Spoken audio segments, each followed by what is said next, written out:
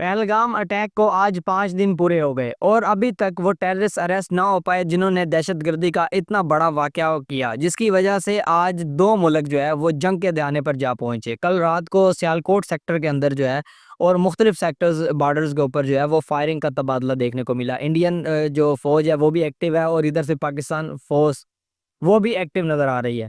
अब उनकी वजह से इतना बड़ा वाक़या रूनुमा हुआ, इतने बड़े मामलात के अंदर पाकिस्तान इंडिया चले गए। पाकिस्तान की जानिब से जो है वो ज़ाहिर है पूरा रद्द-ए-अमल दिया जा रहा है, जिस तरह की हथकंडे इंडिया अपना रहा है।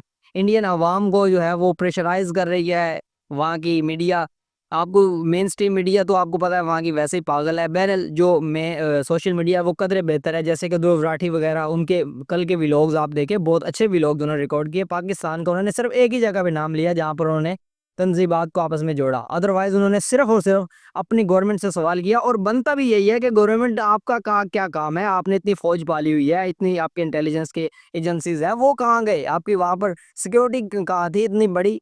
इंडिया का स्विट्ज़रलैंड कहा जाता है उसे और इंडिया के स्विट्ज़रलैंड के अंदर कोई सिक्योरिटी नहीं है। वहाँ पर लोग आते हैं, कत्ल करते हैं, कत्ल करके गायब हो जाते हैं और 5 दिन के बाद गिरफ़्तार भी नहीं हो पाते।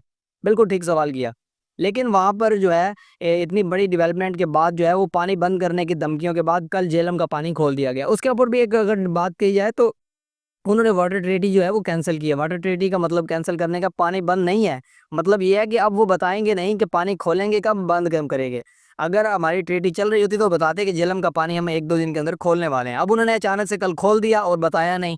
ज़ाहिर है हमारा भी वहाँ पर ज़ाहिर है लोग होते हैं जो देखते हैं पानी वगैरह को, फिर वो हाई अलर्ट जारी करते हैं क्योंकि लोग होते हैं आगे दरियाओं के अंदर लोगों ने फसलें भी उगाई होती हैं क्योंकि दरिया खुश्क हो जाते हैं तो फिर उसके ऊपर फसलें उगाई जा सकती हैं।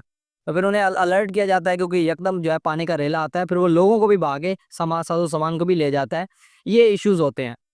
बहरहाल जो इस टाइम जो है वो पाकिस्तान का पानी तो बंद क्या करना था, इंडिया से भी उनके लिए एक बुरी खबर आ रही है कि इंडिया जो है वो उनके जो ब्रह्मपुत्र रिवर है जो कि चाइना से निकल रहा है, तिब्बत से निकल रहा है, अब उसके ऊपर जो है वो दुनिया का सबसे बड़ा डैम बनाने जा रहा है। चलें तो साडा पानी बंद कर लो, ताडा भी कर रहे हैं।